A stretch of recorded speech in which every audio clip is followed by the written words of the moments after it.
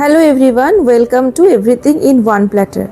আজকে আমরা বানাবো এগ তড়কা, সবুজ মুগ ডাল দিয়ে এগ তড়কার রেসিপি। রুটি দিয়ে খেতে খুব ভালো লাগে আর এটা খুব সিম্পলভাবে করব, একদম হালকাভাবে। এর জন্য নিয়ে নেব আমরা 1 কাপ সবুজ মুগ ডাল, যেটাকে ভালো করে ধুয়ে নিয়ে 1.5 কাপ মতো জলে ভিজিয়ে দেব 3 থেকে 4 ঘন্টার জন্য। 3 থেকে 4 ঘন্টা পরে দেখতেই পাচ্ছেন মুগগুলো একটু ফুলে ফুলে গেছে। এবারে আমরা প্রেসার কুকারের মধ্যে ডালগুলোকে দিয়ে দেব। জলের পরিমাণ কিন্তু ডালের উপরে সারফেস থেকে 1/2 ইঞ্চি মতো উপরে থাকতে হবে, তার থেকে বেশি জল দেওয়া যাবে না। সাথে দিয়ে দেব 1/2 চামচ মতো নুন আর 1/2 চামচ মতো হলুদ গুঁড়ো। প্রেসারে ঢাকনা লাগিয়ে দিয়ে আমরা গ্যাসে চাপিয়ে দেব আর 2 থেকে 3টে সিটি অবধি আমরা ওয়েট করব। যদি ওভারনাইট ভেজানো থাকে তবে কিন্তু 1টা থেকে 2টো সিটি দিলেই হবে।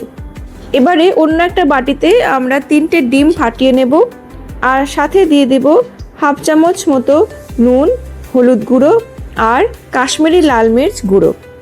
খুব ভালো করে আমরা এই মিশ্রণটিকে ফাটিয়ে নেব যাতে সব কিছু ভালোভাবে মিশে যায়। এর মধ্যে আমাদের 3টে সিটি পড়ে গিয়েছে। এই রেসিপির জন্য আর লাগবে আমাদের পেঁয়াজ কুচি, টমেটো কুচি আর রসুন কুচি। রসুনগুলোকে আমরা হামলদির সাথে একটু থেঁতো করে নেব। সাথে নেব 1 টেবিল স্পুন আদা বাটা। আর কি মশলা লাগবে সেগুলো আমরা রেসিপির সাথেই বলতে থাকবো।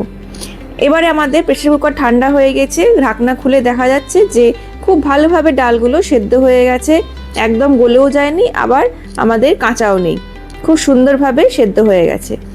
এর মধ্যে আমরা একটা কড়াই বা প্যান গ্যাসে চাপিয়ে গরম করে নিয়ে তাতে দিয়ে দেব 2 টেবিল স্পুন মতো সর্ষের তেল। এই রান্নাটা আমি সর্ষের তেলেই করব কারণ তার টেস্ট অনেক বেশি ভালো হয়, তবে আপনারা চাইলে পরে নর্মাল সাদা তেলেও করতে পারেন। ডিমগুলোকে ভালো করে ভেজে নিয়ে আমরা ভুর্জি মতো বানিয়ে নেব, যেটা আমরা পরে ইউজ করব রান্নাতে। একটা বাটিতে আমরা ডিম ভুর্জিটা তুলে নিয়ে পাশে রেখে দেব। এরপরে ওই একই প্যানে আমরা দিয়ে দেব 4 টেবিল স্পুন মতো সর্ষের তেল। এই রান্নাতে একটু সর্ষের তেল বেশি লাগে, তবেই এই এগ তড়কার টেস্ট একদম খুব সুন্দর হয়। তেল গরম হলেই দিয়ে দেব গোটা জিরে, শুকনো লঙ্কা আর গোটা গরম মশলা। একটু নেড়েচেড়ে দিয়ে দেব রসুন কুচি। রসুন কুচিগুলোকে ভালো করে নাড়তে হবে একটু গোল্ডেন ব্রাউন হওয়া অবধি আর সুন্দর গন্ধ বেরিয়ে আসা অবধি।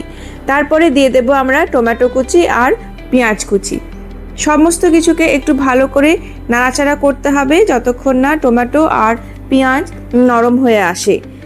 এই সময় দিয়ে দেব 1 টিস্পুন নুন, 1 টিস্পুন হলুদ গুঁড়ো আর 1 টিস্পুন কাশ্মীরি লাল মির্চ গুঁড়ো। নুন, হলুদ আর লঙ্কার গুঁড়ো খুব ভালো করে মিশিয়ে নিয়ে আমরা 3 থেকে 4 মিনিটের জন্য ঢাকা দিয়ে দেব যাতে পেঁয়াজ আর টমেটো একটু নরম হয়ে যায়। 3-4 মিনিট পরে ঢাকনা খুলে আমরা আরেকবার ভালো করে নেড়ে নেব। দেখা যাচ্ছে যে টমেটো আর পেঁয়াজ কিন্তু অল্প অল্প সেদ্ধ হয়ে এসছে, মানে রান্না হয়ে এসছে। এই সময়তে আমরা দিয়ে দেব 1 টেবিল স্পুন আদা বাটা। আদা বাটা মশলার সাথে খুব ভালো করে মিশিয়ে কষিয়ে নিতে হবে আর আমরা ততক্ষণ কষাবো যতক্ষণ না সব কিছু একসাথে হয়ে যায় আর তেল ছেড়ে আসে। এই সময় আমরা আবার 2 থেকে 3 মিনিটের জন্য ঢাকা দিয়ে দেব। 3-4 মিনিট পরে ঢাকনা খুলে আমরা দিয়ে দেব 1 টিস্পুন জিরে গুঁড়ো, 1 টিস্পুন ধনে গুঁড়ো আর 1 টিস্পুন গরম মশলা গুঁড়ো।